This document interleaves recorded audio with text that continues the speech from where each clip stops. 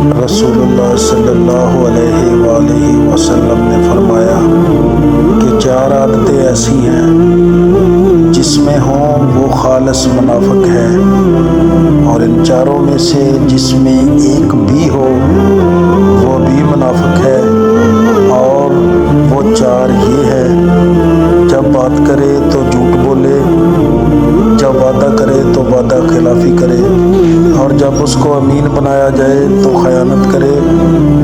اور جب کسی سے لڑے تو گالیوں پر اتر آئے۔ رسول اللہ صلی اللہ علیہ وآلہ وسلم نے فرمایا کہ مجھے اللہ کی طرف سے حکم دیا گیا ہے کہ لوگوں سے جنگ کروں، اور تب تک جب تک کہ وہ اقرار نہ کر لیں کہ اللہ ایک ہے، اس کے سوا کوئی معبود نہیں، محمد صلی اللہ علیہ وآلہ وسلم اللہ کے سچے رسول ہیں، نماز پڑھیں، زکوٰۃ دیں۔ جب وہ سب کچھ کرنے لگ جائیں تو وہ اپنے مال و جان کو مجھ سے محفوظ کر لیں گے، سوائے اسلام کے حق کے۔